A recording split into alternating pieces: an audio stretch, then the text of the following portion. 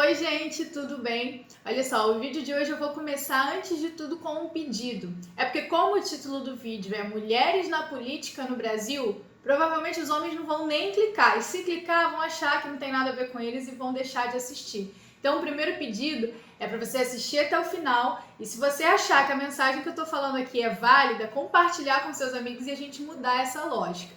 Agora sim, tudo bem? Marinette aqui. Solta a vinheta, Romerinho, pra gente começar.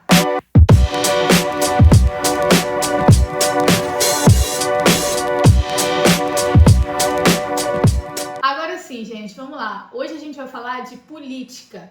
Sim, política, porque política não é chato, política é importante pra caramba, política não é só militância e ela interfere em todas as áreas da nossa vida. E porque a ideia desse canal é falar de coisas cotidianas. E se tem uma coisa que está no nosso cotidiano, é política. Ainda mais porque aqui na América, esses dias, está difícil pensar em outra coisa que não seja política. A gente já teve eleição na Bolívia, votação no Chile, tá tendo eleição nos Estados Unidos. Até esse momento eles devem estar contando papelzinho lá, mesmo já tendo decidido o próximo presidente. E aqui no Brasil a gente vai ter as eleições de prefeitura. São eleições com objetivos muito diferentes entre si e a que mais chama atenção é do Chile, porque o Chile, depois de muitas manifestações, conseguiram aprovar por um plebiscito que eles vão fazer uma nova Constituição e que essa nova Constituição vai ser escrita por uma Assembleia Legislativa paritária. Isso significa que vai ter a mesma quantidade de homens e mulheres. Uau! Uau mesmo! Porque apesar de se parecer uma coisa que devia ser corriqueira, quase nenhum país tem a mesma quantidade de homens e mulheres tomando suas decisões políticas. Na verdade, só Ruanda, Bolívia e Cuba têm uma quantidade superior e ali assim bem empatada entre homens e mulheres. O Brasil ocupa simplesmente o 133º lugar em ocupação de mulheres nas decisões políticas. Isso mesmo, porque apesar da gente ter um número até maior de mulheres aqui no nosso país, a gente tem só 15% de mulheres lá em Brasília tomando as nossas decisões. São 15%? 15. De Câmara e Senado juntos? É. Tem 500 deputados? É. Isso dá 60 mulheres? É. No máximo? Sim. 60? É. Que merda. Mas hoje está suave explicar isso para vocês. Eu nem vou precisar fazer um grande malabarismo histórico para explicar essa questão para vocês. Basta explicar que aqui no Brasil as mulheres só conquistaram o sufrágio, isso é o direito de votar, em 1934. E mesmo assim, nem eram todas as mulheres que podiam votar. Só as viúvas, as casadas e as solteiras que tivessem a sua própria renda. E isso rende até um biscoito para o Brasil, porque se a gente for parar para comparar, a gente vai ver que, por exemplo, Argentina e França foi só em 1940 e Portugal e Suíça em 1970. E para você ver, não é nem que aparecesse nas constituições anteriores que as mulheres eram proibidas de votar. Isso simplesmente não era falado, porque, sei lá, por exemplo, a gente não precisa explicar na nossa Constituição que extraterrestres não podem votar. Era simples e óbvio que mulheres não votariam. Isso nem era comentado nas constituições. Mesmo que aqui no Brasil as mulheres já tivessem feito coisas muito importantes na política, como, por exemplo, lá atrás, quem assinou a nossa independência foi a princesa Leopoldina. Depois, quem assinou a abolição da escravidão foi a princesa Isabel, duas mulheres que tiveram destaque político. Mesmo que as ideias não fossem propriamente essas, né? Mesmo que a Isabel não fosse lá abolicionista, as leis vieram pelas mãos dessas mulheres. Vai ver que é justamente por isso que eles não queriam deixar a gente chegar no poder, né? Porque sabiam que a gente, fazia algumas coisas que eles não tinham coragem. Mas justiça seja feita. Se a Constituição não falava nada especificamente sobre a participação das mulheres na política, lá no Rio Grande do Norte eles saíram na frente. Em 1927, o município de Lages, no interior do Rio Grande do Norte, elegeu a primeira prefeita da América Latina, Alzira Soriano. Daí para frente, as mulheres foram ocupando espaço lentamente na política brasileira. Em 1932, a Carlota de Queiroz ela fez parte da Assembleia que escreveu a Constituição e foi eleita depois a primeira deputada do Brasil. Depois disso, a senadora Eunice Miqueles foi eleita em 1979. Sim, 40 anos atrás. Agora, recentemente, isso, né? E isso porque a Eunice nem tinha sido a mais votada do seu estado, o Amazonas. Ela foi a segunda mais votada e assumiu porque o primeiro acabou falecendo. A recepção da senadora Micheles no Senado Federal foi feita com muitas flores, chocolates e poesia. Só esqueceram de dar para ela mesmo um banheiro. Porque até 2014 as senadoras não tinham banheiro para usar no Senado Federal, elas tinham que usar o banheiro da lanchonete. Porque lá no final da década de 50, o Niemeyer, que projetou Brasília, esqueceu da possibilidade de mulheres serem eleitas para os cargos mais altos do país. Parece que o Brasil não estava mesmo preparado para as 40 senadoras que a gente já elegeu em toda a nossa história e as 227 deputadas. 227 deputadas em toda a nossa história, sendo que em 2018 foram 513 cadeiras do Congresso Nacional. Se somassem todas as deputadas já eleitas na nossa história, a gente não ocupava nem a metade do Congresso Nacional. Aliás, lá em Brasília, tem uma parede onde eles põem as fotos de todas as mulheres já eleitas para o Congresso.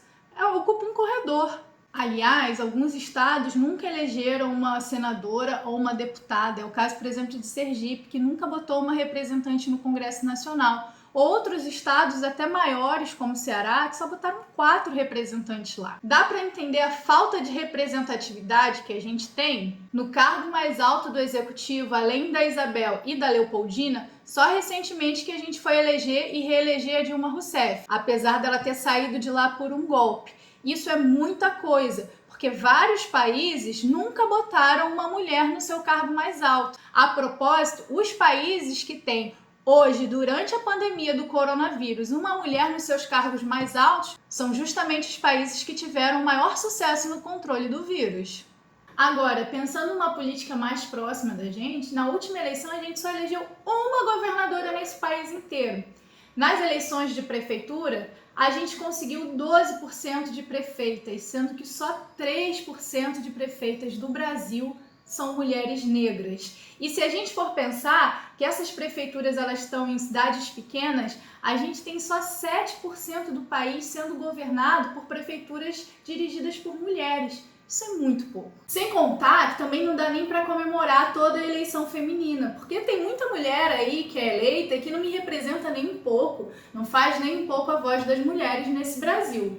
Além disso, muitas das mulheres eleitas passam pelos mesmos problemas que nós mulheres enfrentamos na sociedade.